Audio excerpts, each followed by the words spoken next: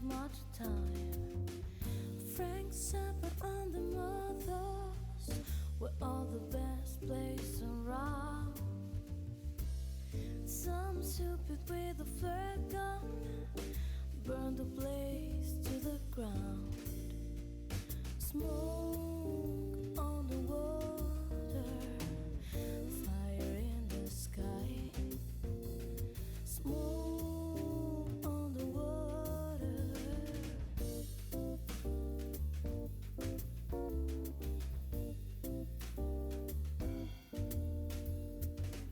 They burned down the camping house. It died with an awful sound. A funky cloud was running in and out, pulling kids out of ground. When it all was so far, we had to find another place. But Swiss time was running out. It seems that we will lose the race. Smoke on the water, fire in the sky. Smoke on the water.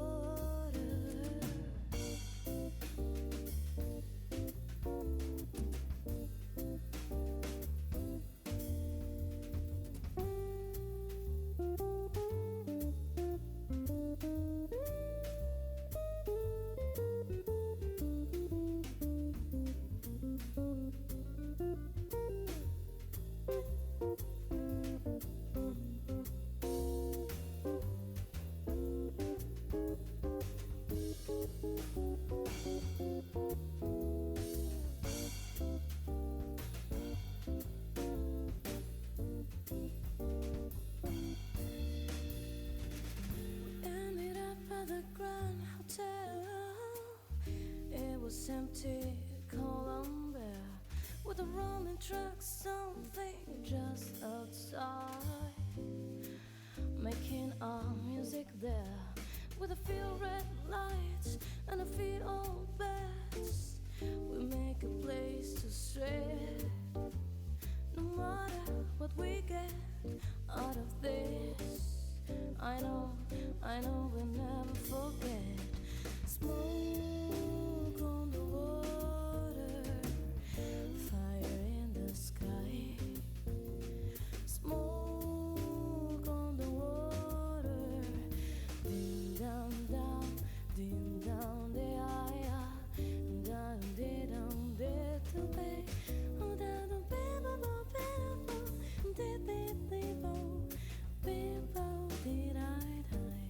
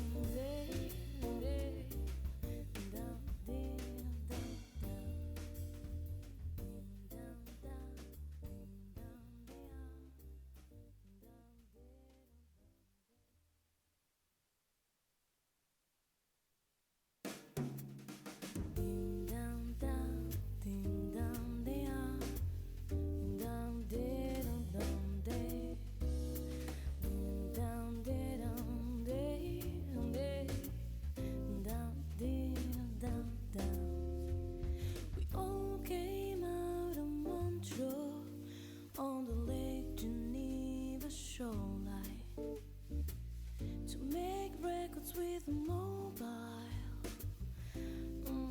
We didn't have much time. Frank Zappa and the Mothers were all the best place around. Some stupid with a flare gun burned the place to the ground. Smoke on the water, fire in the sky. Smoke on the water.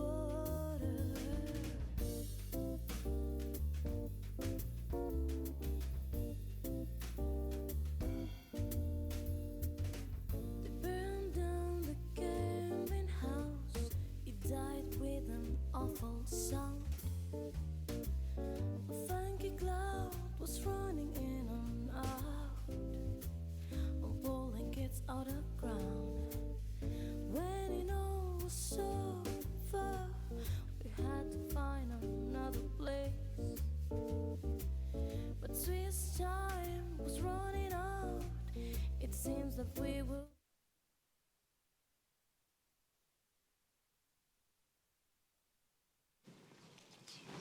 ¿Estamos?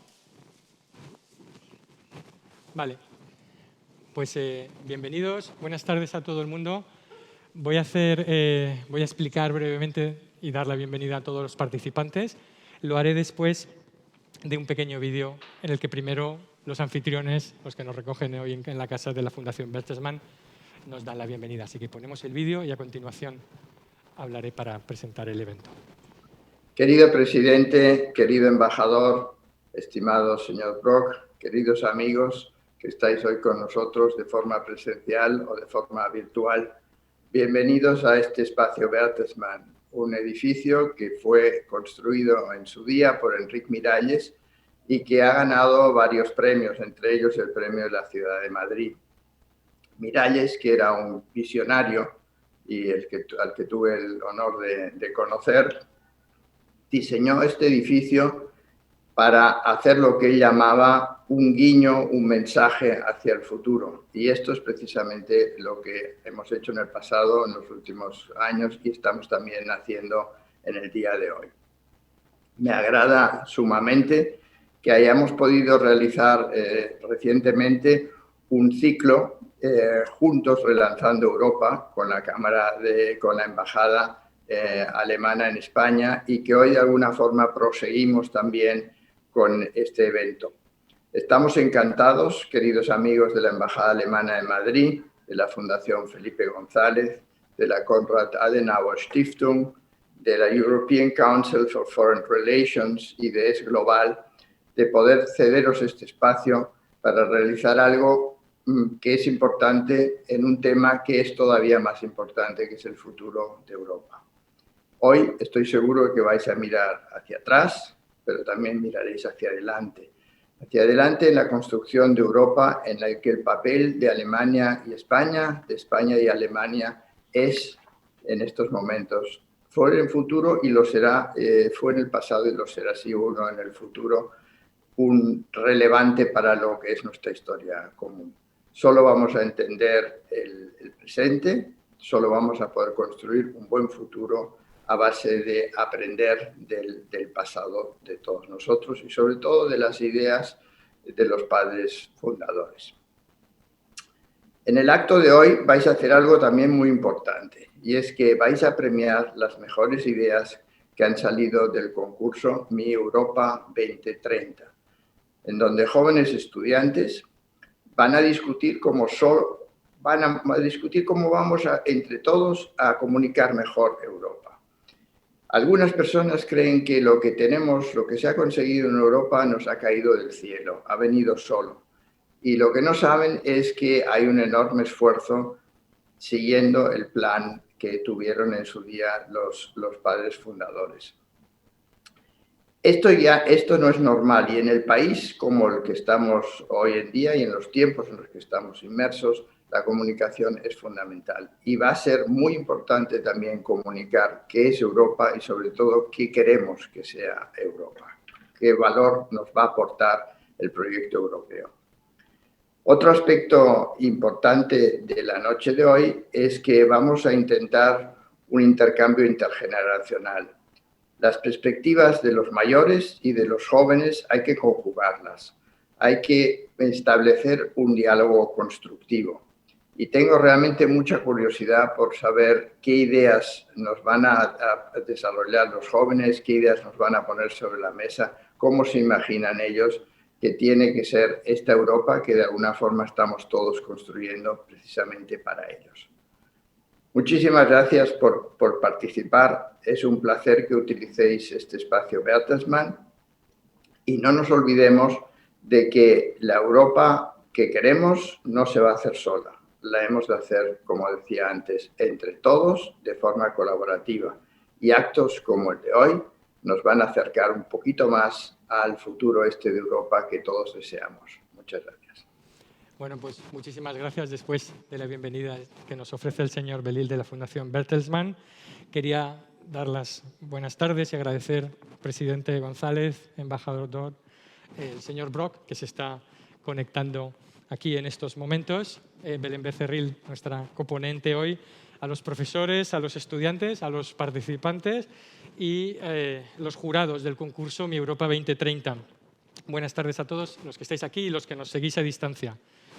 Es un placer estar con vosotros y vosotras para participar en este evento que hemos llamado Una amistad llamada Europa. Enseguida os explico en qué consistirá el evento, pero primero dejadme que agradezca a las instituciones y personas que nos acompañan y que lo han hecho posible, la Fundación Bertelsmann, que nos acoge en la sede, la Embajada Alemana, la Fundación Felipe González, la Fundación Konrad Adenauer, Es Global y, por supuesto, la oficina en Madrid del Consejo Europeo de Relaciones Exteriores. También nos sigue la Universidad de Navarra, la Universidad de Sevilla, la AI University y todas las organizaciones europeístas que han colaborado. Gracias, Susana del Río, que está también por aquí. Ana Palacio, que ha sido también la madrina de los concursantes en este concurso Mi Europa 2030, a cuyos ganadores premiaremos hoy. A pesar de las limitaciones impuestas por la pandemia, creemos y queremos que hoy sea un día festivo. Celebramos, como señala el evento, una larga amistad. Una amistad entre dos países, España y Alemania, que tanto y también han trabajado por la unidad europea, pero también una amistad entre dos líderes, entre el presidente Felipe González y el canciller Kohl, que también personifican la posibilidad de trabajar juntos por Europa. Y lo hacemos justo en el momento en el que está a punto de concluir una presidencia alemana muy exitosa de la Unión Europea. Por lo tanto, en esta primera parte del evento, primero Belén Becerril, profesora de Derecho en el CEU, directora del Real Instituto de Estudios Europeos del CEU y autora del libro Una Alemania en Europa, discursos e intervenciones de Helmut Kohl, y yo mismo, que acabo de publicar en la Fundación Felipe González un trabajo llamado Con los dedos de una mano, Felipe González y Helmut Kohl, historia de una relación especial, conversaremos con el presidente González y el señor Elmar Brok, compañero de partido y de experiencias políticas de Helmut Kohl y con una larga trayectoria como eurodiputado en el Parlamento Europeo, sobre cómo España y Alemania, presidentes González y canciller Kohl, construyeron Europa. Queremos que esa conversación se extienda a la siguiente generación, a los jóvenes del concurso 2030, que tomará las riendas de la Unión Europea. Por eso hemos invitado a los 5 ganadores del concurso Mi Europa 2030, a la segunda parte de este acto, a dialogar con el presidente González y con el señor Brok sobre cómo su experiencia personal en la construcción europea les puede ayudar a ellos ahora cuando tengan que tomar ese testigo y ese relevo. Subirán aquí una silla que habilitaremos para hacer posibles sus preguntas. Y al final invitaré al embajador alemán a subir al escenario para dirigirse a los estudiantes premiados y entregarles los diplomas acreditativos. Bueno, sin más prolegómenos, empecemos. Voy a darle otra vez la bienvenida al presidente, al señor Brok, a Belén, bienvenidos otra vez. Quiero agradecer al presidente, en primer lugar, el haberse desplazado hasta Madrid para estar hoy con nosotros. También, por supuesto, su colaboración en este evento y su ayuda para la realización del estudio sobre el perfil y su relación especial con Kohl. Como está, presidente, estamos viendo un poco la luz al final del túnel de la pandemia. Hay una vacuna en el horizonte. ¿Se va a vacunar pronto, esperamos? Hay varias vacunas. Sí, el horizonte es prometedor. El esfuerzo científico ha sido fantástico y yo estoy absolutamente dispuesto a vacunarme. Mi confianza en la ciencia es total. Por tanto, mi ofrecimiento es un ofrecimiento sincero, que siempre temo que se malinterprete. Con el clima de crispación que se vive en España, algunos pensarán que estoy pidiendo un privilegio, ¿no?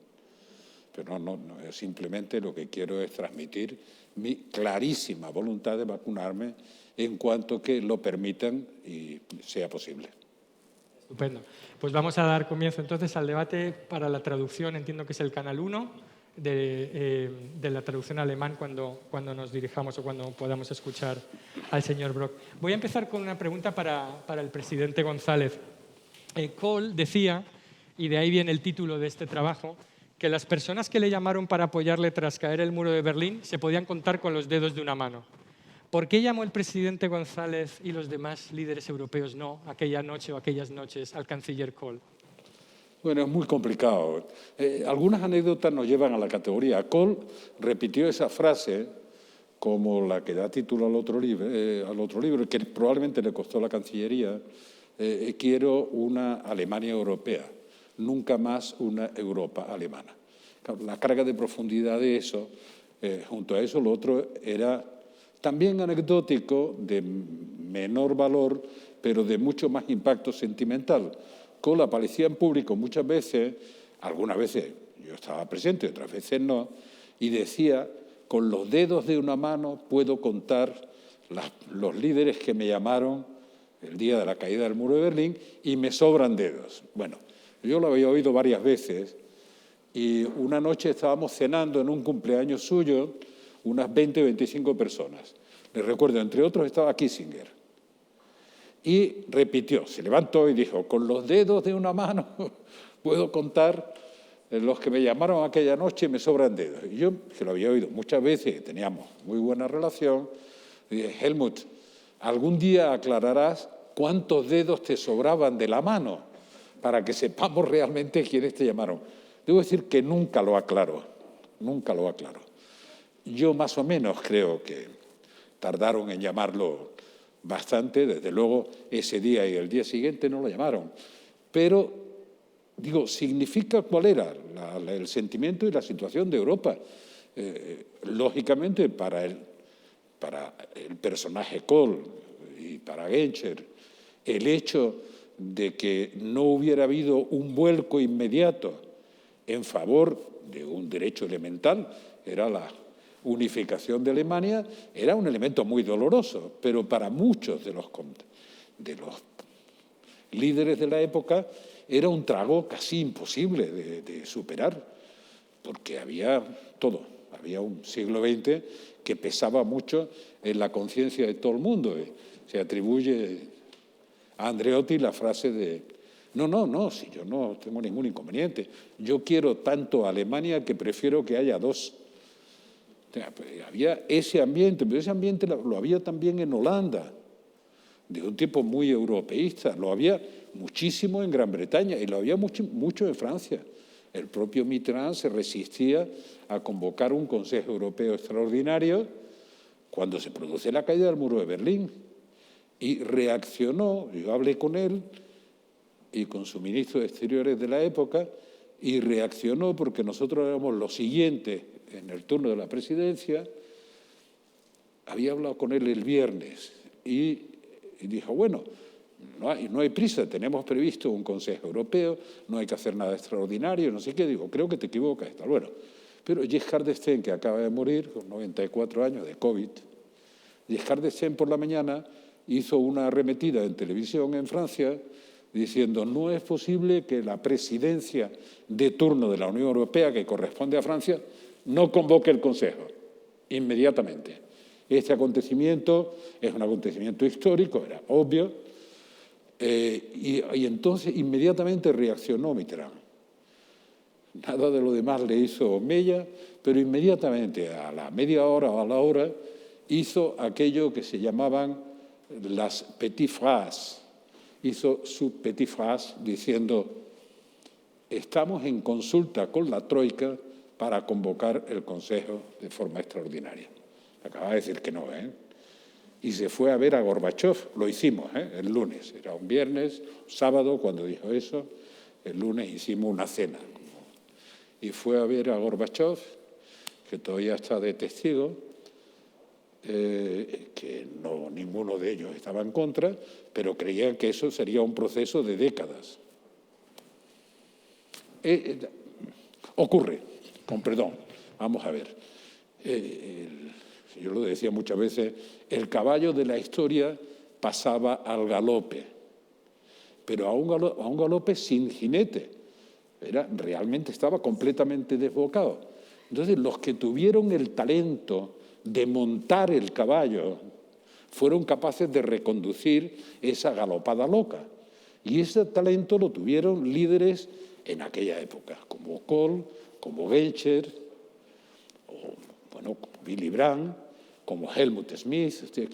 Sin embargo, había una generación más joven en todos los partidos que no estaban tan de acuerdo. Los que llamaban los nietos de Brandt, por hablar de mi tribu, no estaban tan de acuerdo. Por tanto, eso significa con los dedos de una mano. Con los dedos de una mano puedo contar y me sobraban dedos. Yo me divertía diciéndole: cuentas cuánto te sobraban. Muy bien. Belén, adelante. Bueno, en primer lugar, muchísimas gracias a todas las instituciones participantes, embajador y presidente González. Es un honor estar aquí en esta mesa. Nacho, muchas gracias. Yo querría hacer dos breves reflexiones, ¿no?, con ocasión de esta publicación que hemos hecho con el apoyo de la Fundación Konrad Adenauer, que en realidad lo que hace es recoger los discursos, las intervenciones, las ruedas de prensa, ¿no?, los grandes momentos políticos de Helmut Kohl, ¿no? Y quiero remitirme en primer lugar a un texto que encontramos en la Fundación en Alemania, que son las palabras que pronunció Helmut Kohl, ¿no?, aquel mayo de 1983, ¿no?, en ese encuentro que sería tan fructífero, ¿no?, y que realmente es el principio de una amistad política, ¿no? Y creo que es un momento muy bonito porque son 2 páginas apenas, es el brindis que pronuncia Kohl, y dice 2 cosas, Nacho, que tú cuentas en tu artículo. Una, el presidente González y yo estamos de acuerdo en relación con los euromisiles y con la doble decisión de la OTAN, con los misiles de la OTAN en territorio alemán, ¿no? Ahí está el compromiso del presidente Felipe González, que es tan importante apoyo para Kohl. Y también apoyaremos la solicitud de España, seremos vuestros abogados, defenderemos vuestro interés, ¿no? Ese doble apoyo. Y hay algo muy especial también en ese brindis, que es un recuerdo de Ortega y Gasset por parte de Helmut Kohl, que es algo, Nacho, que me llama la atención, que también está en tu papel, ¿no? Parece que Ortega, que había defendido, ¿no?, que había soñado con un futuro europeo para España, reaparece en escena en el momento en que ese encuentro hace posible, en realidad, que se abra la puerta por fin a España y el último tramo de las negociaciones, ¿no? Y recuerda a Ortega y ese viaje en 1949, cuando Ortega viaja a Hamburgo y dice: creemos en Alemania, dice Helmut Kohl, en el momento más aciago de nuestra historia, cuando nadie confiaba en vosotros, vino un español y nos habló de esperanza. Dice, de un gran salto por encima del horizonte histórico. También nosotros queremos ahora eso para España. Yo creo que dice mucho porque habla de un pasado difícil de España y de Alemania, y un pasado que se queda atrás en gran medida por ese sueño europeo compartido, ¿no? Y por eso está también en el origen de ese entendimiento franco-alemán, en esa historia difícil y en ese proyecto de futuro ligado a Europa, que Ortega y Gasset menciona con esas palabras, ¿no?, de Europa es la solución, y Helmut Kohl, ¿no?, a su manera, ¿no?, una Alemania europea y no una Europa alemana, ¿no? Y bueno, creo que es un momento precioso, ¿no?, que está ahí recogido en esas páginas y quería recordar. Y para continuar, quería preguntar al señor Brok, que aquí nos acompaña en la pantalla, sobre el liderazgo de Kohl, porque me parece a mí que el Kohl consigue 2 cosas que hoy parece, ¿no?, a toro pasado hechas, pero que en aquel momento parecían imposibles, ¿no? Una reunificación alemana en menos de un año, con casi todos los gobiernos europeos inicialmente en contra. Y, por otra parte, algo no menos difícil, que es que la opinión pública alemana aceptase renunciar a su moneda en favor del euro, ¿no? ¿Cómo es posible, cómo fue posible ese momento de liderazgo, ¿no?, para que él venciese obstáculos de tal relevancia en Europa y en la propia Alemania?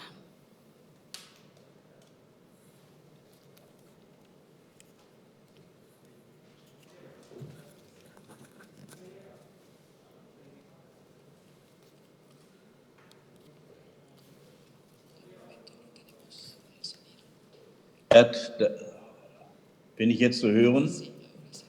Ich bedanke mich, dass ich bei dieser Veranstaltung dabei bin und fühle mich besonders geehrt, dass dies zusammen mit Präsident Felipe González ist, den ich immer bewundert habe, obwohl wir aus 2 politischen Gruppierungen kommen. Und wenn ich zu dem, was Felipe González gesagt hat, zum Verhältnis von Helmut Kohl ein paar Sätze hinzusteuern kann, bevor ich die Frage beantworte, dann will ich dieses tun. Helmut Kohl hat mir sehr oft gesagt, dass bei dem entscheidenden Gipfel im Dezember 1989 in Straßburg manche seiner christdemokratischen Parteifreunde wie Lubbers ihn verlassen haben, oder die beiden Sozialisten Felipe González und Jacques Delors, den damaligen Kommissionspräsidenten, ihm beigesprungen sind. Und das wird immer in unserer deutschen Erinnerung sein. dass Präsident González in der Situation uns so ungeheuerlich geholfen hat. Das waren die entscheidenden Tage und Wochen, um den Zug zur deutschen Einheit in Gang zu bringen. Und ich glaube, das ist sehr viel früher gewesen, dass ich begann, Felipe González zu bewundern. Ich habe mal gelesen, dass er in einer Diskussion der Sozialistischen Internationalen mit Willy Brandt als Vorsitzenden bei der Diskussion, was höherrangig ist, die bürgerlichen Rechte oder die sozialen Rechte, klar gesagt hat, es muss Anfang der 80er Jahre in Genf gewesen sein, dass er, der in einer Diktatur gelebt habe, wisse, dass es ohne die bürgerlichen Rechte, Demokratie und Rechtsstaat alles andere nichts ist. Und ich glaube, dass dies die Grundeinstellung ist, die beide miteinander verbunden hat, in einer demokratischen und rechtsstaatlichen Ordnung zusammenzuleben. Das dann ja auch dazu geführt hat, dass man den NATO-Doppelbeschluss durchgesetzt hat, dass Felipe González das NATO-Referendum gewonnen hat, gegen die Bürgerlichen, die dagegen gekämpft haben damals bei dem Referendum, dass er bei der Wiedervereinigung Europas 89, 90 diese große Rolle gespielt hat. Und das ist auch bei der Frage des Euros der Fall gewesen. Das sind Leute gewesen, Helmut Kohl und Felipe González, die für ihre Überzeugungen standen, die ihre Überzeugungen zum Ausdruck gebracht haben, auch wenn sie gerade nicht in Meinungsumfragen ganz oben standen. Das heißt, die haben den Mut zur Sachentscheidung gehabt und haben daraus Führungseigenschaften entwickelt und haben ein Land vorangebracht, haben Europa vorangebracht. Wir machen heute oftmals zu sehr Politik, dass wir erst in die Meinungsumfragen gucken und dann gucken, was von Überzeugung noch übrig bleibt. Die haben es umgekehrt gemacht. Sie haben ihre Überzeugungen dargelegt und haben damit ihre Völker überzeugt. Und haben damit Fortschritte erreicht und nicht den umgekehrten Weg. Und deswegen ist das ja bis in diese Tage hinein wichtig mit dem Euro. Jetzt in der Corona-Krise müssen wir doch wieder sehen, dass es doch keinen Fortschritt geben könnte für Spanien, für Deutschland, für Italien und für die kleineren Länder erst recht, wenn wir nicht gemeinsam aufstehen.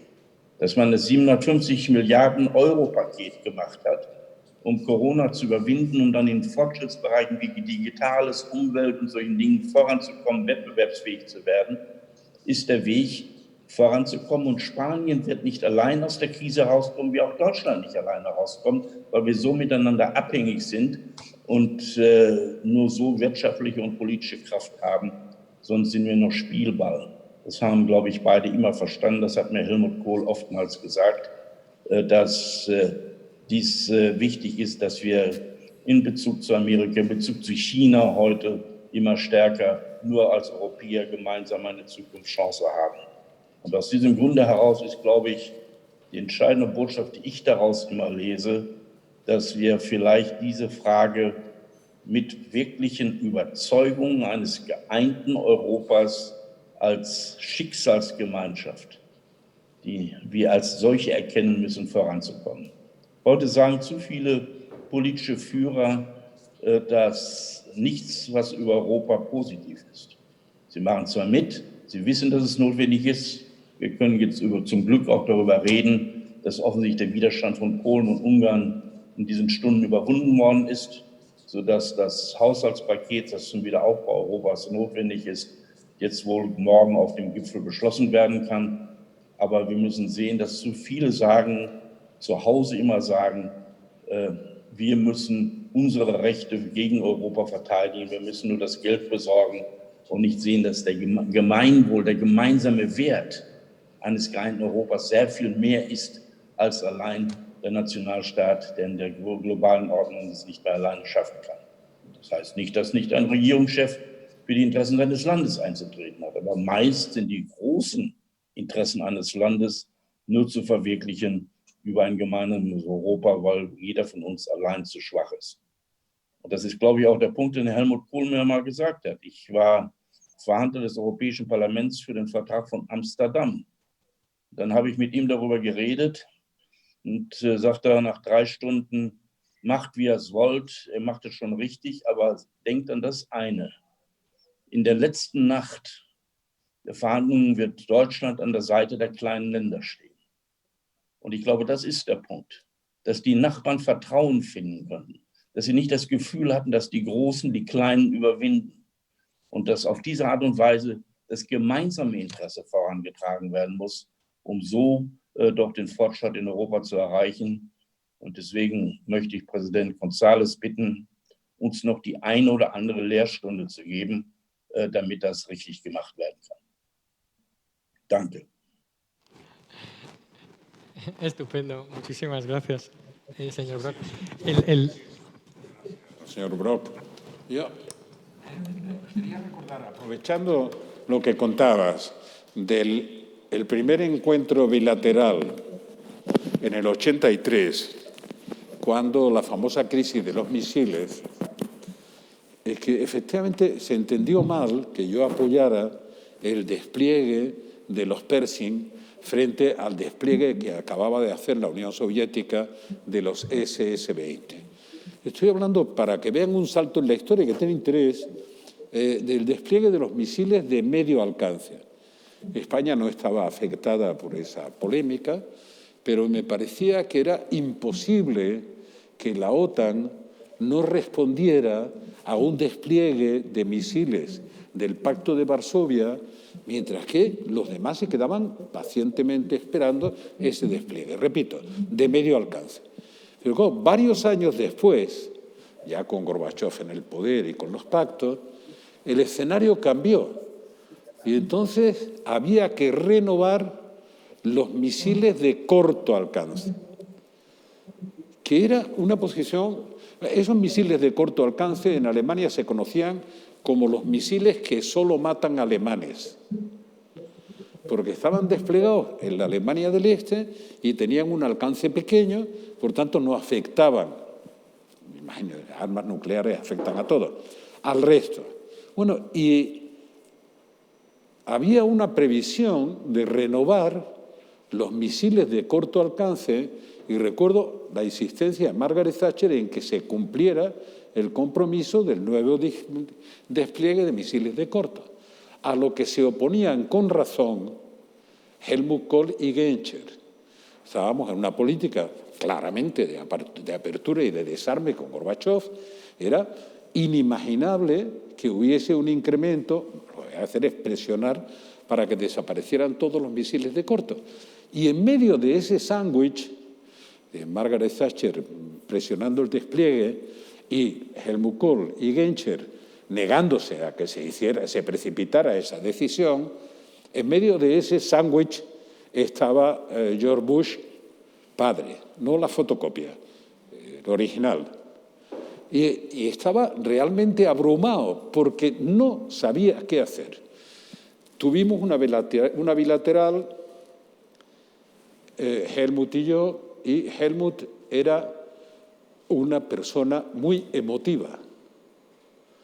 Pero encontrarte con una persona emotiva, pero con una talla mediana o pequeña, es menos impresionante que encontrarte con una personalidad de 130 o 140 kilos emotivo. Él era muy emocional, mucho. Y estábamos en su despacho, queríamos hablar de unos temas bilaterales y de otros europeos, con una gran complicidad basada en una amistad que, si queréis, os doy la clave luego. Pero la clave de por qué se puede uno poner de acuerdo con personas que son ideológicamente de otros partidos, pero en todo caso estábamos en el despacho y él dijo, bueno, todos estos asuntos que tenemos pendientes pueden esperar. Hoy quiero pedirte un favor, y es que llames a George Bush y lo convenzas para que no se desplieguen los misiles de corto. Bueno, yo trataba de calmarlo, veía muy emocionado. Se levantó de su silla de despacho, se acercó a un mueble que había allí, con una Virgen Dolorosa, con un soldado alemán en los brazos. Y se acercó, lo puso allí encima. Le dije, oye, mira, en todos los sentidos de la palabra, Helmut, tú tienes más peso que yo para hablar con Bush. Pero no, cuando no estaba de humor, no estaba de humor. Dice, pues, ¿lo quieres hacer o no lo quieres hacer? Digo, mira, no tengo ningún inconveniente. En cuanto que vuelva a Madrid, hablo con Bush. Dime qué quieres que le diga. Me dice, no, eso lo tienes que decidir tú. Yo no te digo lo que quiero que le diga. Era el tipo de conversación. Al día siguiente hablé con Bush y Bush dijo, el problema es que tiene razón Kohl y Genscher. Y la presión de Margaret es absolutamente inoportuna. Es una visión demasiado sectaria. Bueno, eso me lleva al fondo de una cuestión, porque yo apoyé que no se desplegaran los misiles de corto y apoyé que se desplegaran frente a los S-20 los Pershing, porque era una medida lógica de política europea frente al Pacto de Varsovia. Pero me lleva a la siguiente reflexión, de cómo se construye Europa. Como pasa siempre en política, aunque ahora parece que se olvida y se hacen políticas frentistas, o conmigo o contra mí, política siempre hay ejes múltiples, pero hay dos ejes. Yo creo que el otro día te oí y lo consejo. Hay un eje vertical que podríamos llamar clásico, que separa a la izquierda y a la derecha, para entendernos. Dentro de una gran centralidad, que son socialdemócratas, democristianos, etc., y después posiciones más extremas. Pero hay un eje horizontal que separa a los que creen en la construcción europea y en que Europa unida nos hace a todos más fuertes y más relevantes, y los que no creen en eso y regresan a posiciones de un nacionalismo que ha costado a Europa solo en el siglo XX 2 guerras, y 2 guerras terribles, a un nacionalismo de vía estrecha. Y ese es un fenómeno que está creciendo relativamente en Europa. Bueno, lo que nos unía a Kohl, entre otras muchas cosas, que generaran la confianza suficiente como para que si yo le decía algo a Helmut Kohl no dudaba de que lo que yo le decía se lo decía de absoluta buena fe. Y si necesitaba algún dato para confirmarlo, lo hacía. Pero partía de la base de la confianza, y a la inversa. Si él me decía, esto es así, yo otorgaba confianza. Entonces, en ese eje horizontal, Helmut Kohl y yo, por hablar, también podría decirlo con Brandt o incluso con Helmut Schmidt y con tantos otros, los dos éramos europeos europeístas. Los dos creíamos que cada país europeo, por su propia cuenta, estaba perdiendo relevancia a nivel mundial ya entonces, y que sería totalmente insignificante en una situación como la actual, por muy fuerte que fuera dentro del conjunto europeo. O sea, que nosotros creíamos que ese pequeño rincón suroccidental de Asia, de Eurasia, que algún día representaba valores universales, y ese pequeño rincón, que va a representar el 5,5% de la población mundial, solo significaría algo si se mantenía juntos, si compartían un espacio público progresando en compartir soberanía. No para abandonar la soberanía, en compartirla con los demás para tomar decisiones que pudieran pesar como 500 millones de seres humanos en un escenario mundial como el que estamos viviendo. Eso es lo que preveíamos y eso es lo que nos unía. Por tanto, frente a eso, el vertical tenía menos trascendencia. Hay varios elementos o ingredientes de esa relación tan personal con el canciller Kohl que aparecen en la correspondencia y en las cosas que ha contado a lo largo del tiempo. Algunas las ha mencionado. Las decisiones difíciles, el apoyarse en momentos de dificultad. También están los afectos, ¿no? Porque como Kohl decía, se gobierna con los votos de millones, pero se vive con el afecto de pocos, ¿no? Lo decía yo a Kohl. ¿No? ¿Lo decías? Perdón. Cuando iba a perder las elecciones. Los afectos, las decisiones difíciles, también algo de la soledad del poder, ¿no? Y ese europeísmo. Hay también para la gente joven que está aquí, que nos está escuchando, ¿cómo se construye entonces esa amistad con traductores? Por cierto, la voz que está traduciendo hoy era la voz a través de la cual el presidente González escuchaba a Kohl, porque Angélica Freund, que está aquí traduciendo, fue durante mucho tiempo la traductora del presidente. Dos personas de generaciones distintas, ideologías distintas, que se encuentran en esa conversación como Europa. ¿Cómo se construye esa amistad con traductores por medio, como... Está repitiendo lo que decía Kohl, de que éramos de generaciones distintas. Y yo le explicaba que no era tan verdad, que no éramos... Y al final encontré una explicación que fue la única que lo convenció, porque la explicación era completamente irrebatible. No sé si la recordé hace poco tiempo. Imaginaros la Primera o la Segunda Guerra Mundial. Se movilizan desde jóvenes de 18 años hasta hombres de 36, de 38, incluso de más de 40 se movilizaban. Pues imaginaros, un joven de 18 años y un hombre de 36, luchando en la misma guerra y compartiendo la misma trinchera. Cuando se acaba esa experiencia vital terrible compartida, los dos son veteranos de la misma guerra. No son una generación y otra, son una experiencia vital compartida que los une más que los falsos discursos ideológicos. Lo que más nos unía a Kohl y a mí es que teníamos una percepción de esa experiencia vital mucho más compartida que la diferencia de edad.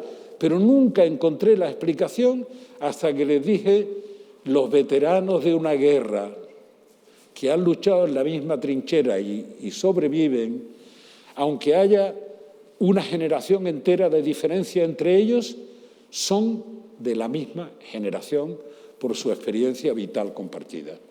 Eso es lo que a mí realmente, digamos, conceptualmente, después, desde el punto de vista personal, nunca Kohl dejó de preguntarme la primera pregunta que me hacía cada vez que me veía por el señor Felipe González Senior, el padre. Nunca. Una cosa muy significativa. Él necesitaba una relación que fuera una relación, si podía tenerla, de amistad. Y cuando no la podía tener, no era capaz de confiar.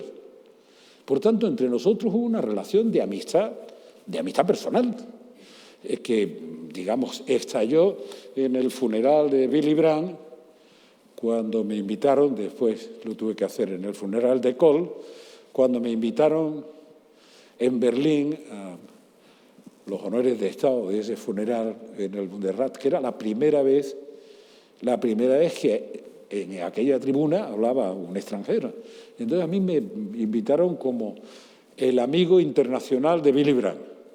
Y yo hice una intervención de 5 minutos y medio o 6 minutos y venía de negociar los fondos de cohesión en Gran Bretaña. ¿No creéis que venía de aquellos famosos fondos de cohesión? ¿Cómo le llamaban algunos? Dicen, el pedigüeño. El pedigüeño. Bueno, yo llegué a Berlín, hice esa intervención y en primera fila estaba el canciller Kohl y presidiendo la sesión el presidente. Y cuando terminé de hacer ese mensaje de 5 minutos de despedida a Willy Brandt, a Helmut Kohl le llegaban las lágrimas a todo el pecho. Se ha quedado profundamente emocionado por una intervención de 5 minutos. Bueno, ese era Helmut Kohl.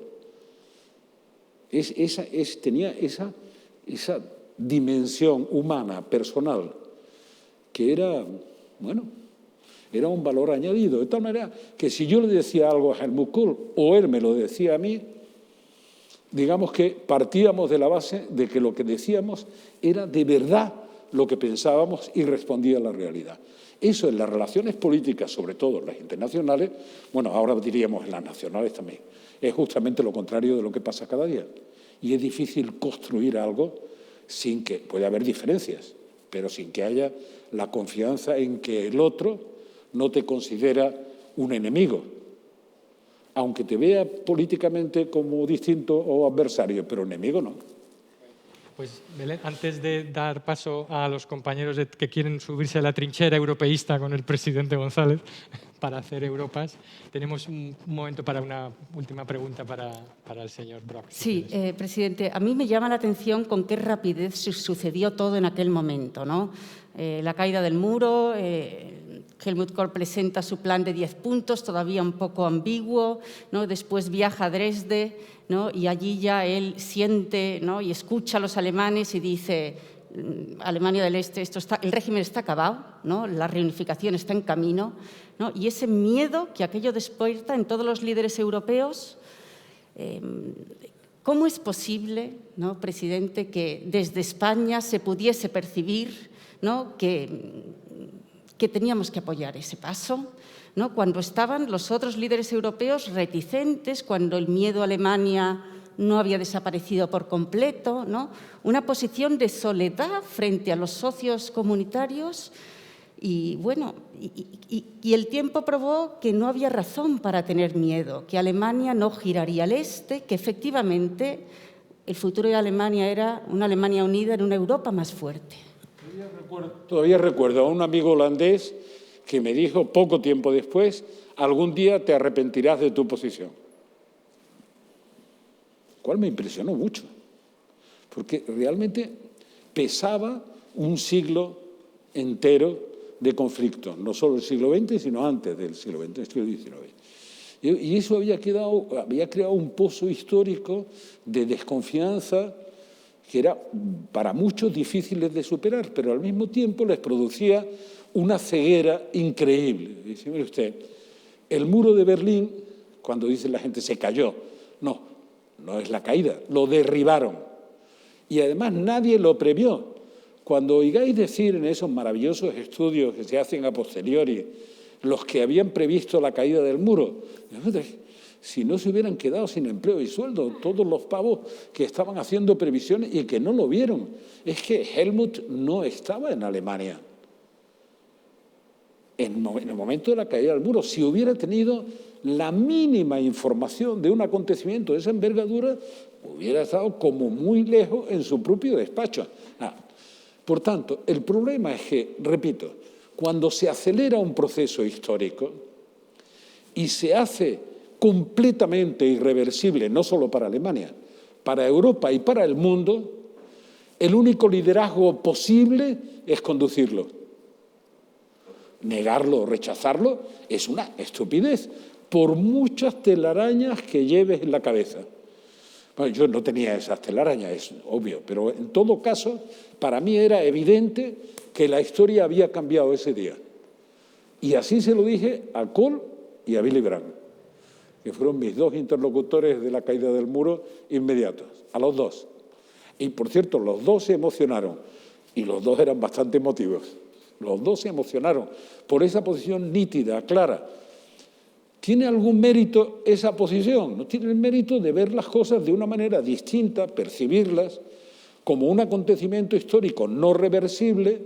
Es más, no está en ninguno de los análisis, pero ya os lo digo yo. Yo propuse en el Consejo Europeo de Estrasburgo que la unificación de Alemania se hiciera con la técnica de los fondos europeos estructurales y de cohesión, para que fuera una tarea de todos los europeos la reconstrucción y la unificación. Y Helmut me decía, Genscher, con la ironía que lo caracterizaba: te lo agradecemos muchísimo, pero esto no va a pasar, esto lo tenemos que pagar nosotros y solo nosotros. Digo, bueno, le decía de broma, el que lo paguen ustedes unificando el valor de la moneda significa que lo pagaremos todos, aunque estos no lo vean. Pues vamos a darle la palabra al señor Brok brevemente, para que podamos ir también acompañando a nuestros estudiantes a subir al escenario. Señor Brok, por favor.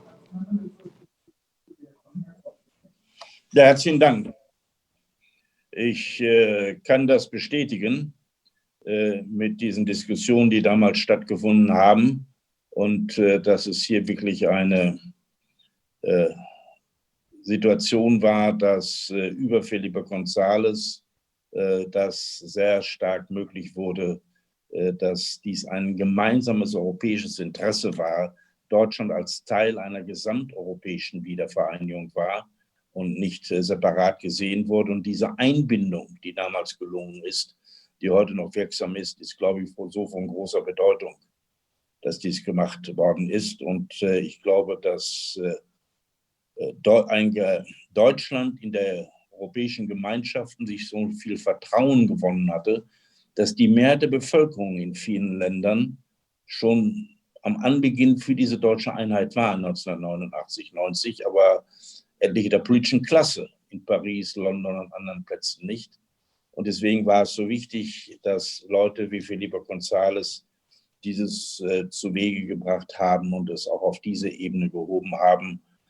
Ich glaube auch, dass es außerordentlich wichtig war, dass das, was der Präsident zum Ausdruck hat, mit dem persönlichen Vertrauen.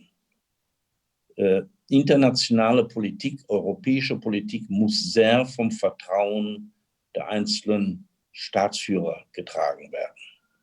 Helmut Kohl hat mal gesagt, man kann mit guter Außenpolitik, Europapolitik Wahlen gewinnen, aber mache nie eine Europa- und Außenpolitik, um Wahlen zu gewinnen, weil du dann gegen die Interessen einer Gemeinschaft verstößt. Ich glaube, es ist ein sehr maßgeblicher Unterschied, der manchmal vergessen wird heute, und dass die Staatsführer der damaligen Zeit dieses entsprechend ausgeführt haben. Und wir müssen das auch nach heute wieder übersetzen. Wir sind jetzt 27 Mitgliedsländer. In dieser Stunde diskutieren Ursula von der Leyen und Boris Johnson, wie das mit Großbritannien weitergeht. Wir haben morgen den Europäischen Rat, wo es darum gehen muss, dass man mit 27 Ländern vorangehen kann. Wir müssen eine Future of Europe-Konferenz vorbereiten, der bessere Handlungsfähigkeit hinbekommt. Wir können nicht auf Dauer in dieser Welt eine Rolle spielen, wenn jeder einzelne Staat, jede außenpolitische Operation, sicherheitspolitische Operation blockieren kann mit einem Veto-Prinzip. Mit 27 Ländern in solchen Haushaltsfragen Einstimmigkeit zu haben, wird auf Dauer nicht vorangehen. Das geht mit der kleineren Gemeinschaft der 80er Jahre. Aber mit den 27 und wenn die Westbalkanstaaten mit 6 weiteren Ländern hinzukommen, sind es 33 Staaten. Da müssen wir andere Mechanismen anwenden, damit Europa an seiner Handlungsfähigkeit nicht erstickt. Und hier müssen wir, glaube ich, nochmal aus der damaligen Zeit heraus, aus der Fähigkeit der führenden Leute, die Reformen der Europäischen Union vorangetrieben werden, wieder Kraft finden, dass mit einem ähnlichen Mut die Führungen unserer Staaten als auch hier in Brüssel dahin getragen wird, dass wir die gleichen Sprünge nach vorne machen in einer sich verändernden Welt, wie es die Generation der Felipe González und Helmut Kohls es hinbekommen haben.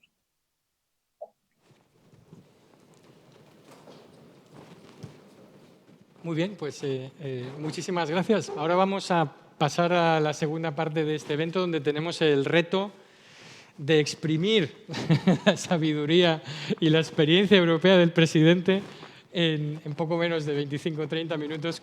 Vamos a intentar hacerlo ágil y que las respuestas sean breves, a ver qué se pueden llevar a casa nuestros futuros líderes que en el año 2030 estarán construyendo el proyecto europeo. Presidente, vamos a empezar. Le presento a Cristina Lomelino, estudiante de Filología. Cristina, adelante. En primer lugar, muchas gracias por la invitación. Estoy encantada de estar aquí.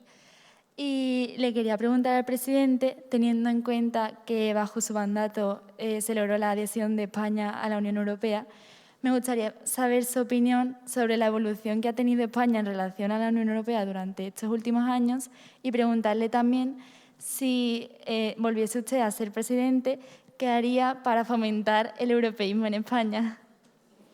Gracias. Ni que fuera Joe Biden o el canciller Adenauer, no, ya se me pasó la edad, es que aunque sea de mi generación Biden, ¿no?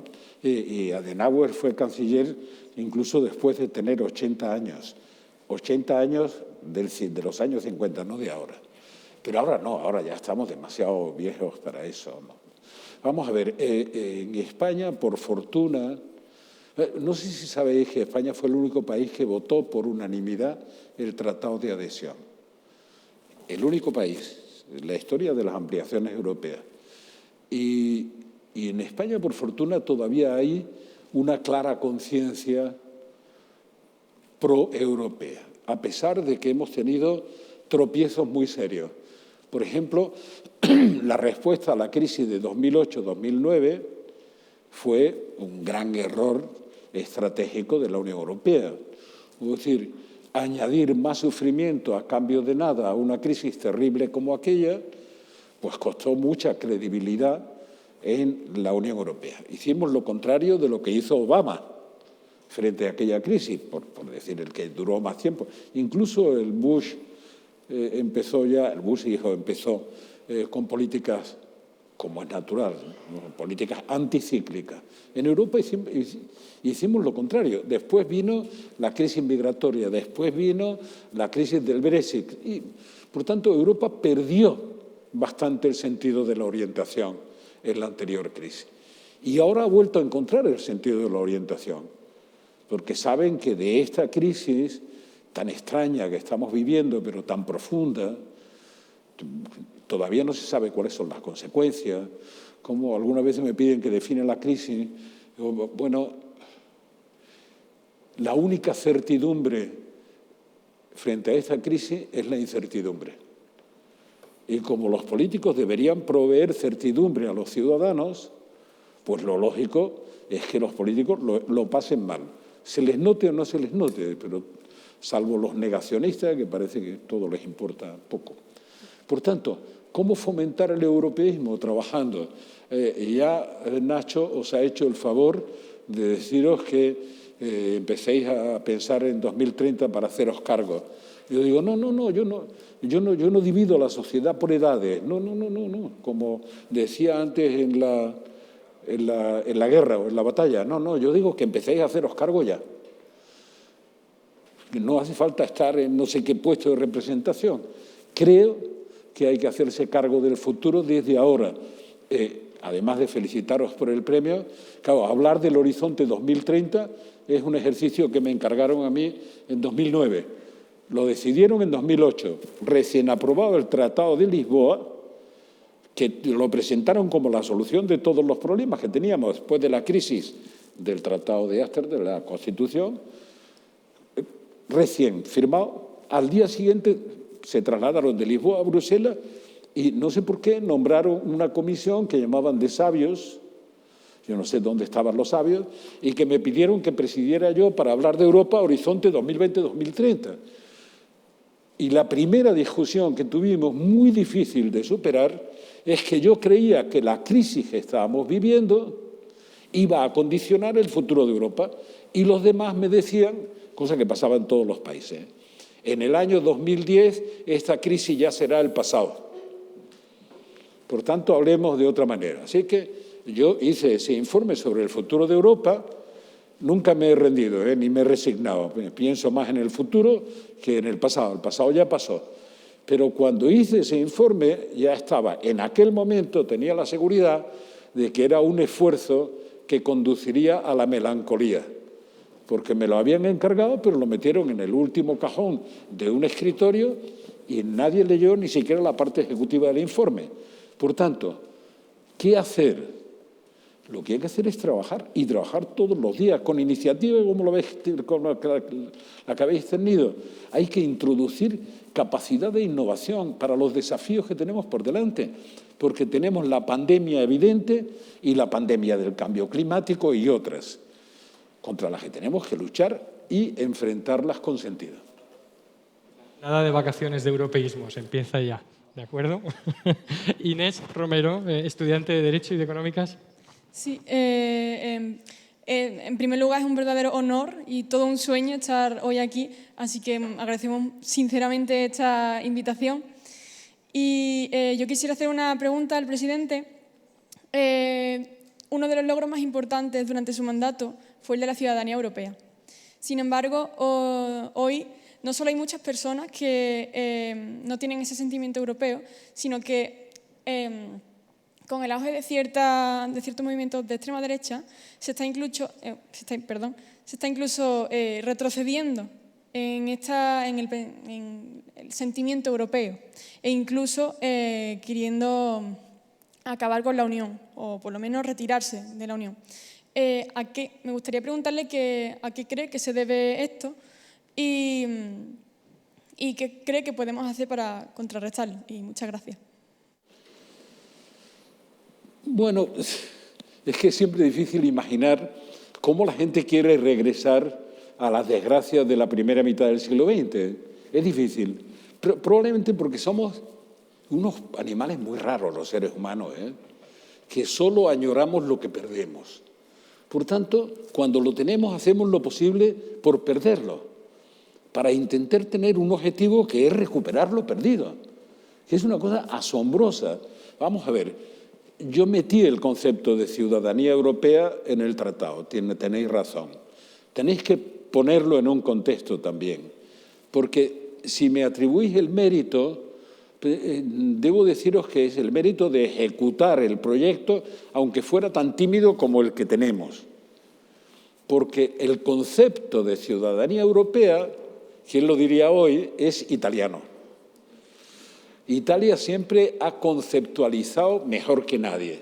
Después, a la hora de ejecutar, bueno, ya es.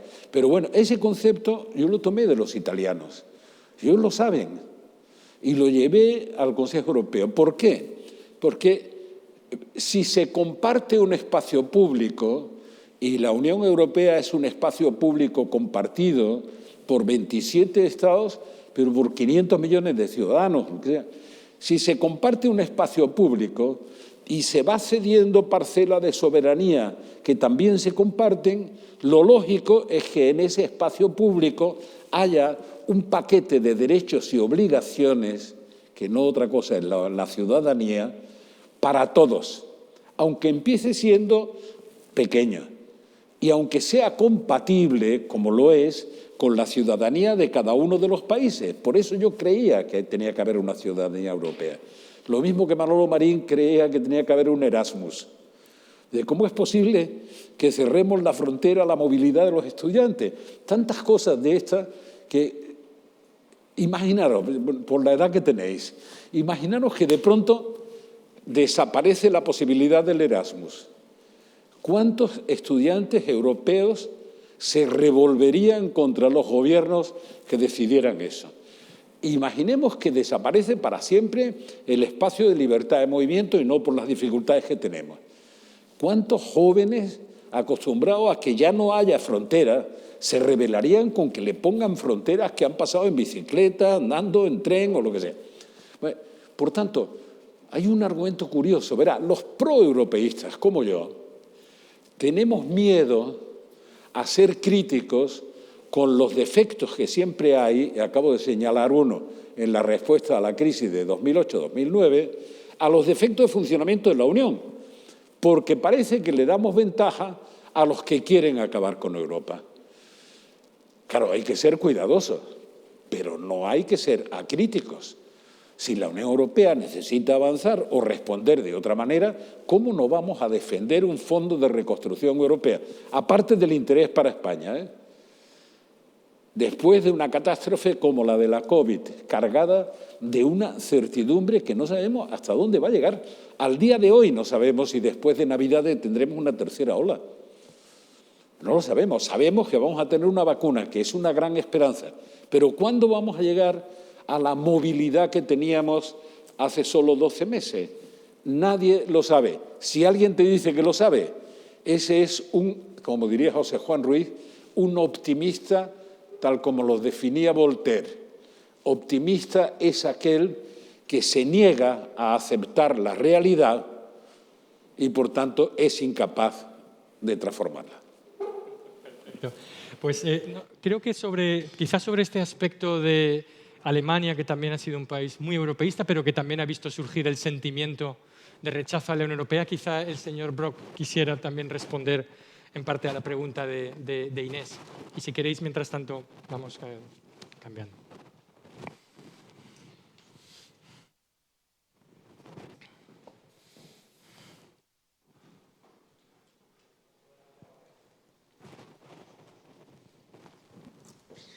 Ja, wenn ich dazu eine Bemerkung machen darf.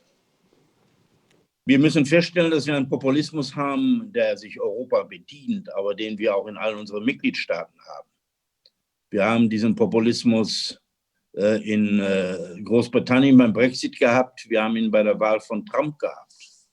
Und hier müssen wir sehen, mit und ohne Europa, wie wir in Zeiten von sozialen Medien hinbekommen, dass Fake News sich nicht hineinfressen in unsere Gesellschaft. Und jetzt bei der Corona-Krise merken wir es wieder, bei der Flüchtlingskrise haben wir es gemerkt. Und ich glaube, dass es notwendig ist, dass in bestimmten Teilen der Gesellschaft Politik heute nicht mehr Glaubwürdigkeit hat. Das gilt bei einem Teil der Arbeitnehmer so, das gilt bei einem Teil des Mittelstandes so. Und Nationalisten hat es immer schon gegeben. Das kann man nur durch eine bessere Europapolitik überwinden, aber wir müssen auch einen anderen Dialog in unseren Gesellschaften finden, damit dies überwunden wird.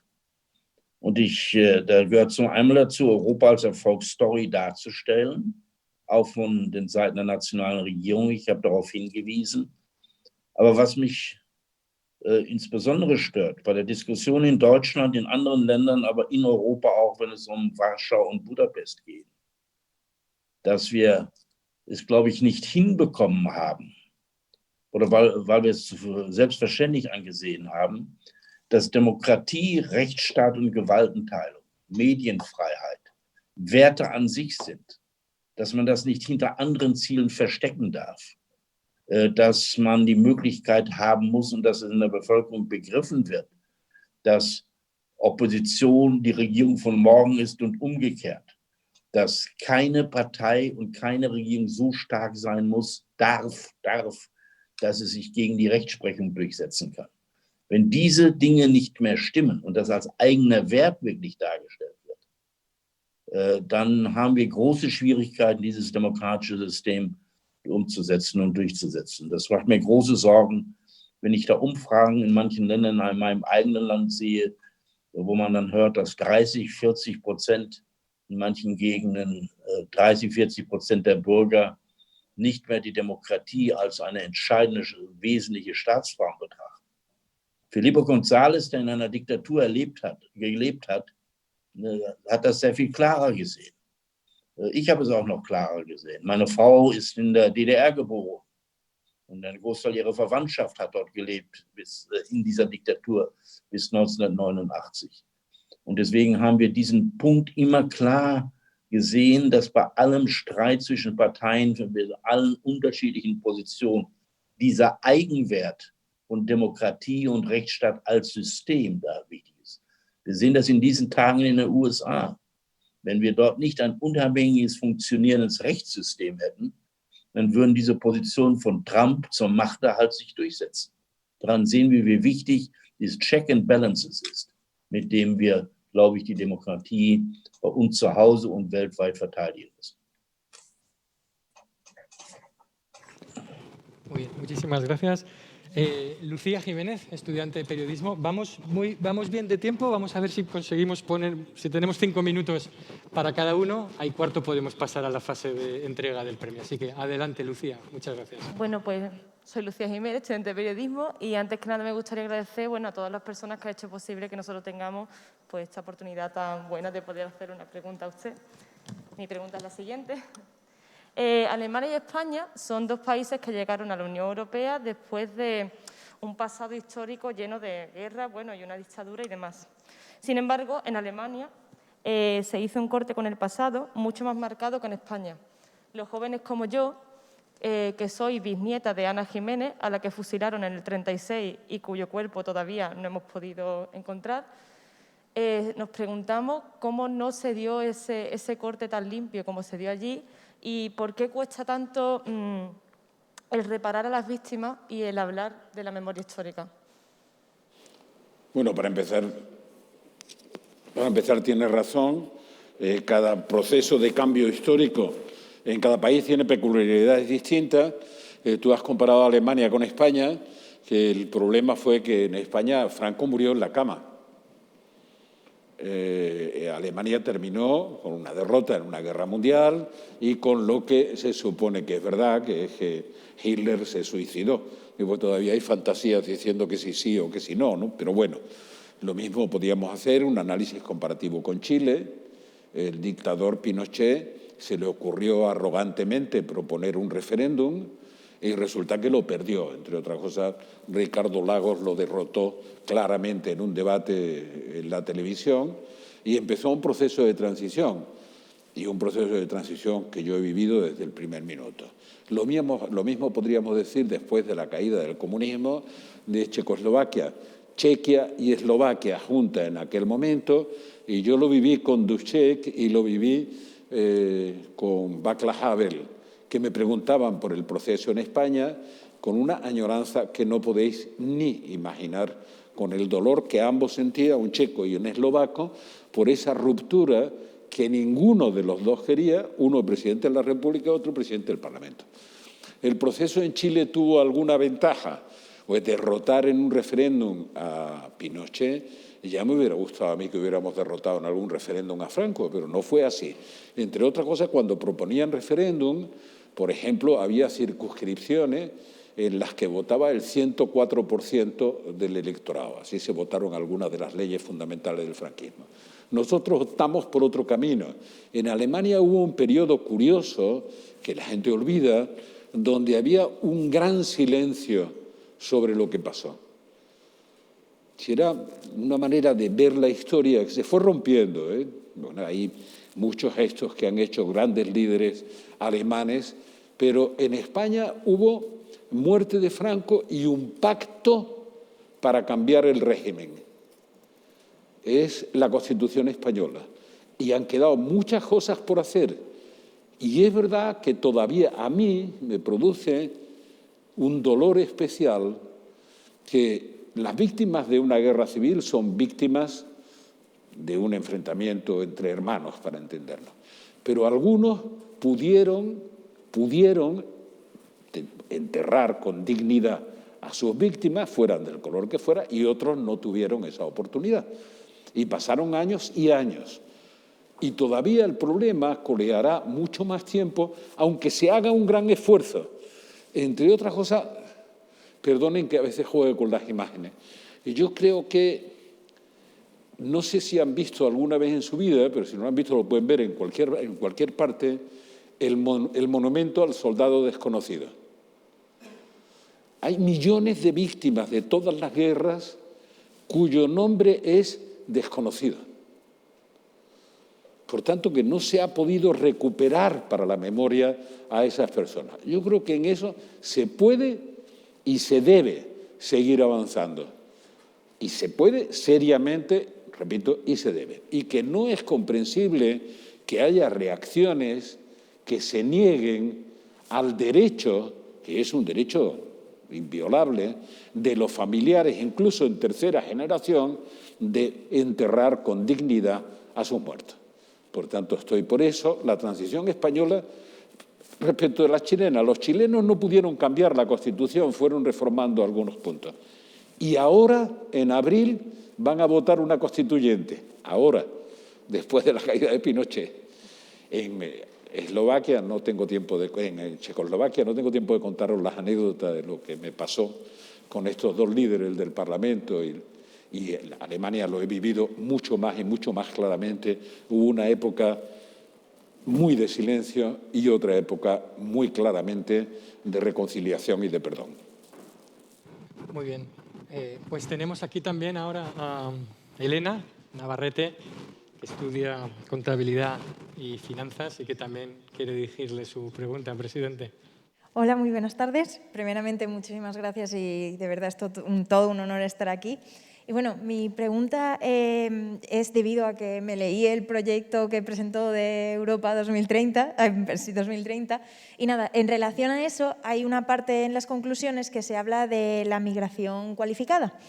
Entonces, mi pregunta es, teniendo en cuenta que todavía eso es un problema actualmente, tanto en Europa como en España, ¿cómo se podría fomentar esta migración cualificada hacia Europa y también que se pueda evitar que jóvenes como nosotros tengamos que poder evitar el emigrar tanto fuera del país como fuera de Europa?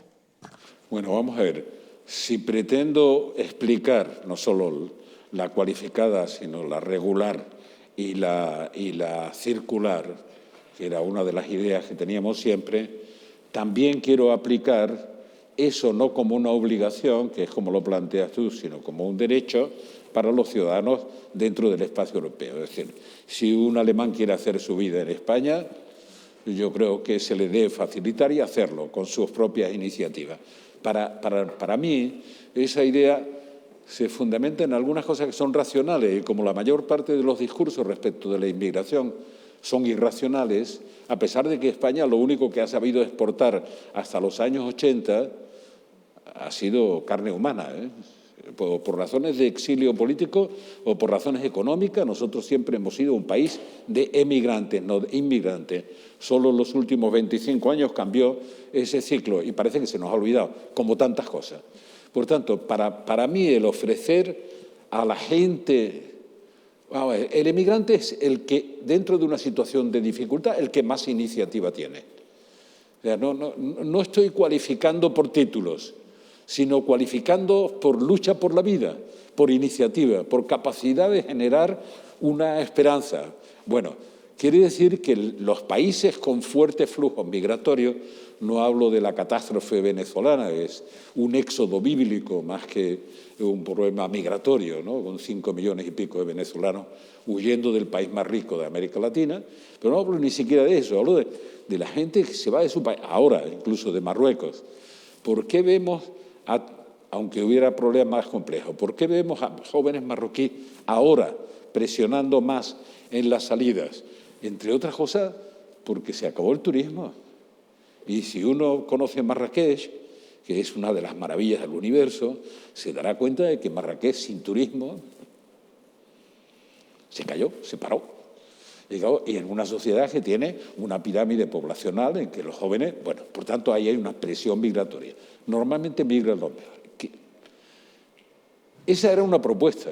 A mí el dolor que me produce la crisis migratoria, que entre otras cosas puso en cuestión a Angela Merkel en el momento en que tomó una decisión que me parecía absolutamente acorde con los principios europeos, y eso, sin embargo, quebró la confianza de algunos en ella y la cansó.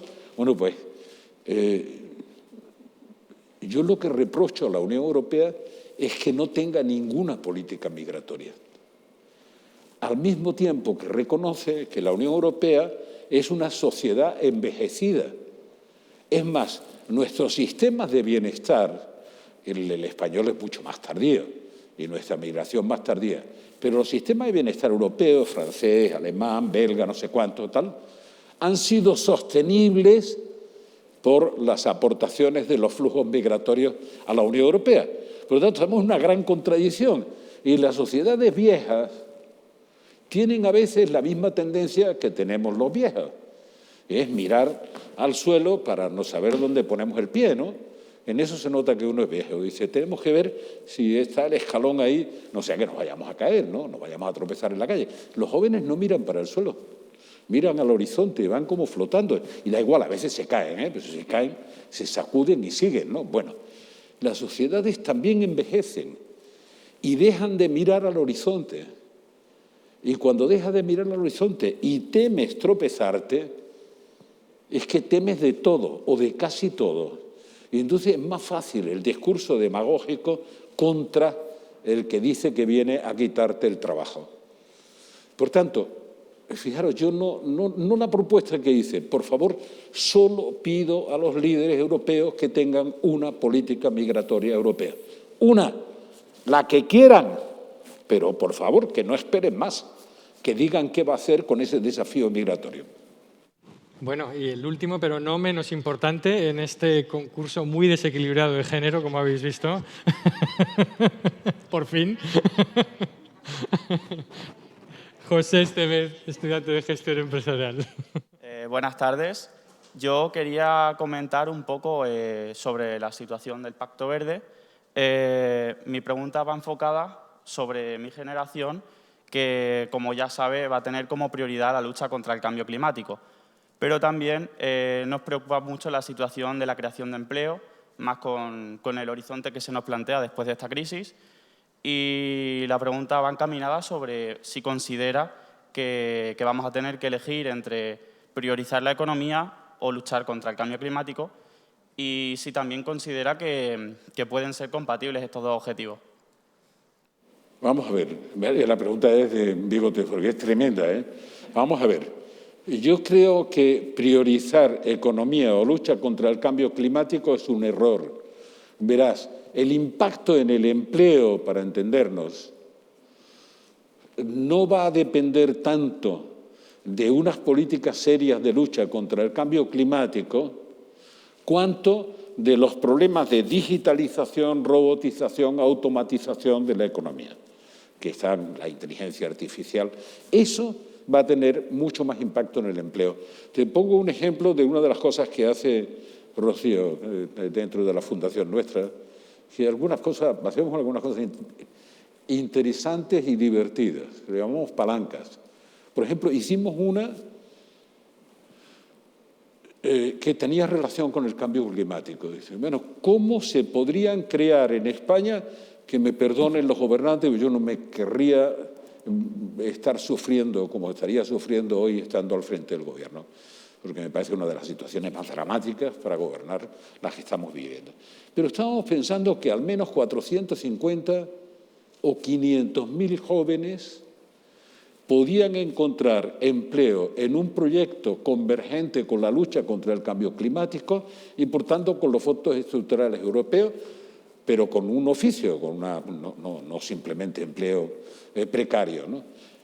Por ejemplo, aislando las viviendas habitacionales, los edificios públicos, los edificios privados, aislándolos climáticamente, de tal manera que hubiera un ahorro del 80%, 70 o 80% energético. Si además se le ponen energías limpias y, por tanto, se están produciendo calefacción o refrigeración con energía limpia, se produciría una auténtica revolución.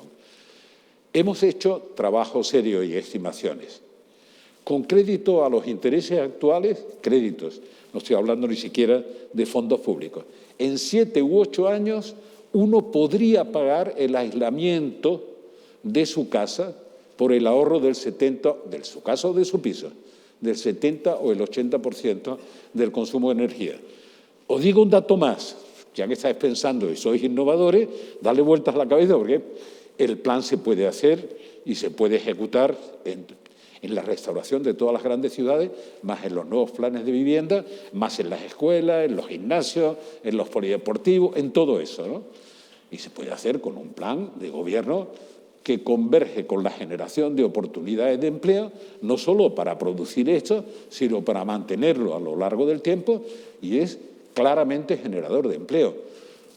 Lo diré en términos que sean chocantes para algunos de los ideólogos que dominan la cosa. La lucha contra el cambio climático se puede convertir en una gran empresa generadora de empleo y de creatividad.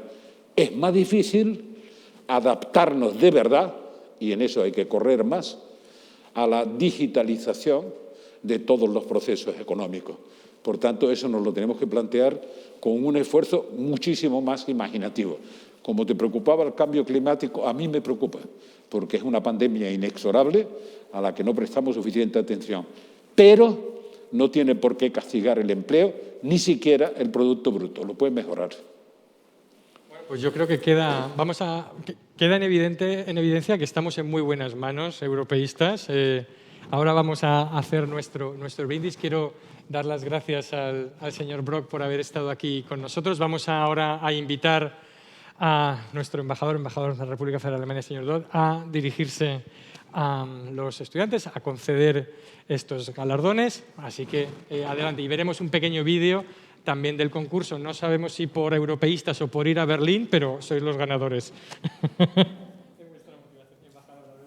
Señor presidente, lieber Herr Brok, queridos participantes, Mi Europa 2030 ha sido el tema de este concurso que tenía la mirada puesta en el futuro.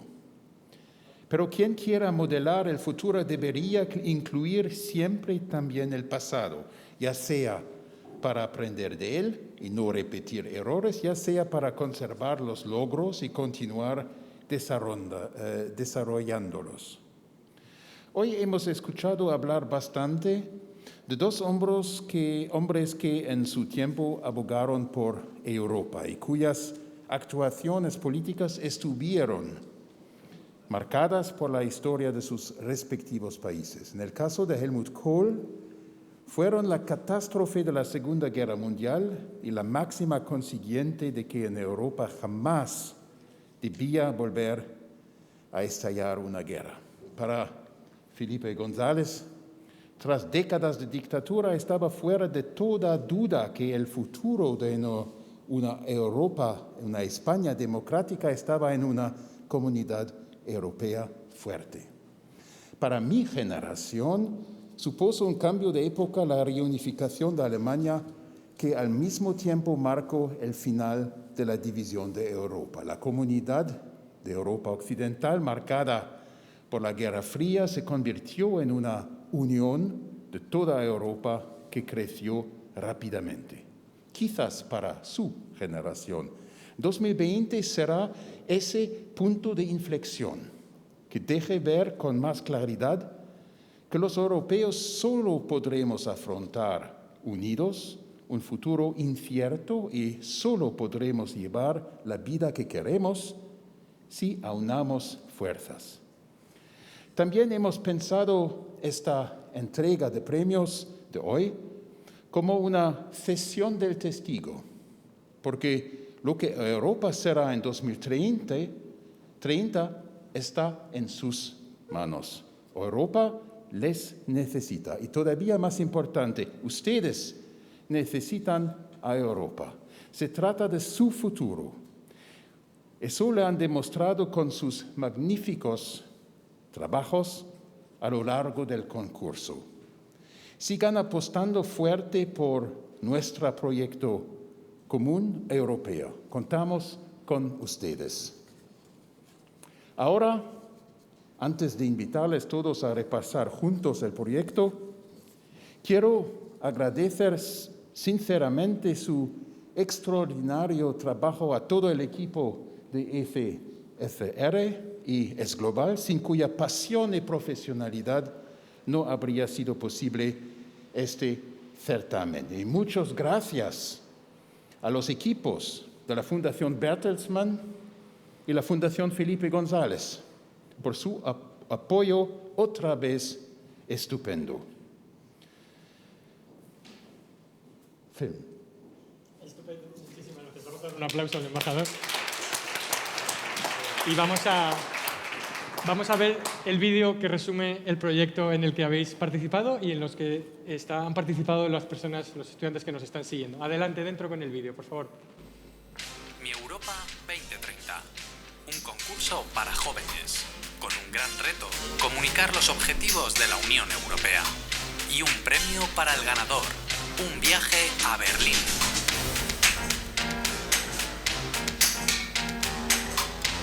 ¿Cómo será mi Europa 2030? Es lo que queremos preguntarles a ustedes, porque el futuro es de ustedes, porque serán ustedes los que darán forma a Europa con sus ideas, su creatividad y, claro está, con sus sueños. ¿Qué ha pasado hasta llegar aquí? Quédate y te lo explico. 4 talleres, 24 grupos y 137 estudiantes de toda España. Un hashtag MiEuropa2030 para todas las redes sociales. El reto es, si cabe, mayor, porque no es un momento refundacional, no hay que refundar, pero hay que construir. Y lo que se construya os pertenece a vosotros. Cada grupo de estudiantes desarrolló un proyecto para comunicar una de las 4 prioridades de la Unión Europea: la digitalización, el cambio climático, la soberanía y la solidaridad. De todos los proyectos presentados, un jurado de 14 expertos eligió a los 4 finalistas. Europa en 60 segundos trata la solidaridad, el sentimiento de pertenencia y el conocimiento de la Unión Europea. What did Erasmus about? When did it start? Who was Erasmus? Nancy. Nuestro Futuro 2030 presenta un plan de comunicación para dar a conocer el Pacto Verde Europeo.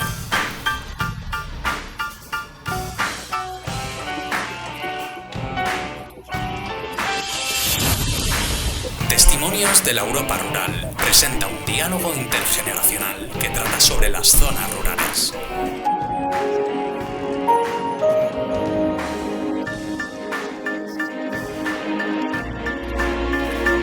Brindis por Europa reflexiona sobre la importancia de la solidaridad y el Plan de Recuperación Europeo.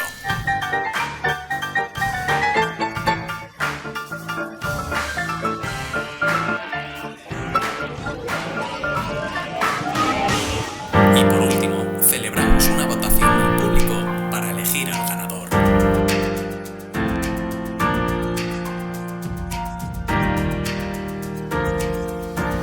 Sí, por tanto habéis... Bienvenidos a todos.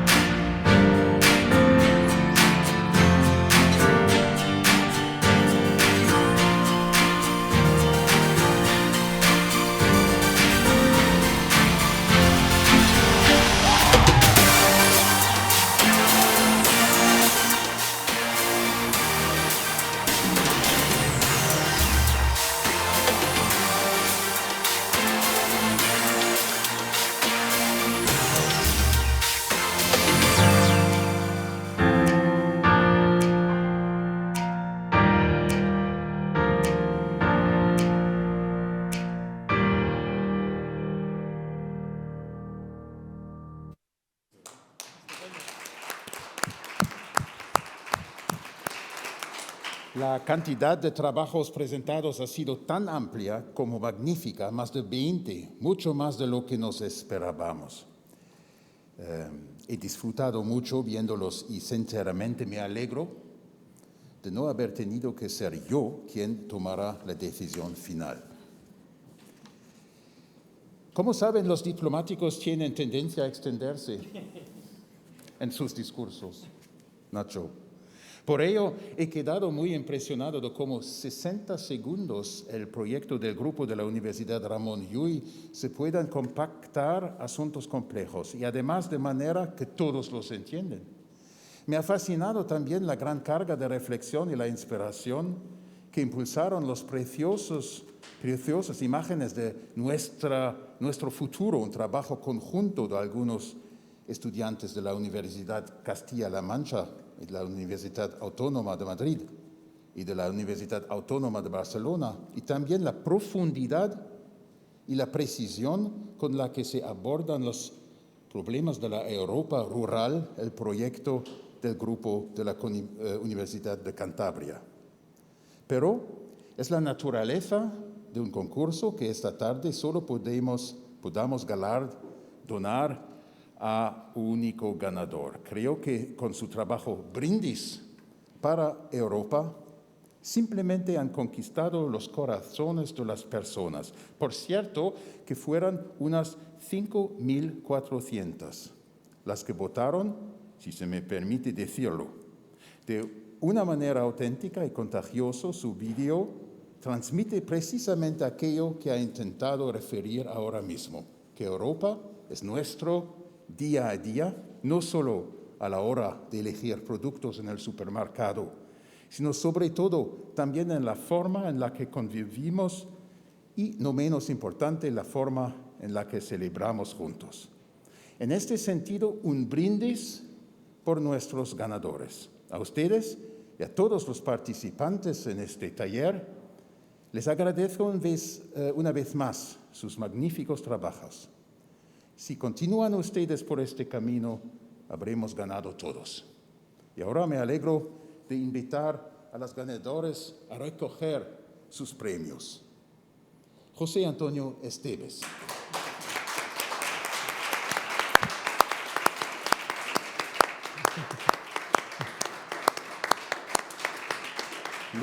Lucía Jiménez.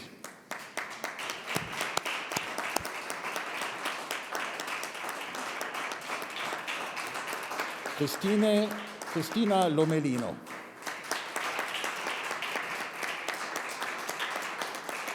Elena Navarrete.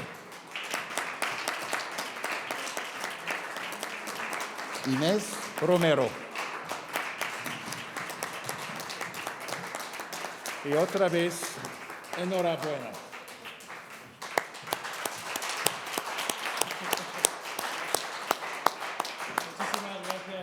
Presidente, embajador, señor Brok, que se ha despedido, Belén, toda la gente que ha colaborado en este proyecto, los equipos que lo han hecho posible, estáis todos aquí, Luis, Carla, Ana, Cristina, Catalina, Bárbara, Catherine, Nicolás, María, Rocío y Alba, el señor Hofmeister y Martín Friedrich de la CAS, la intérprete que está por allí, Angélica, y Borja, que lleva los vídeos, y todos los demás. Muchísimas gracias por vuestro apoyo en este proyecto. Gracias.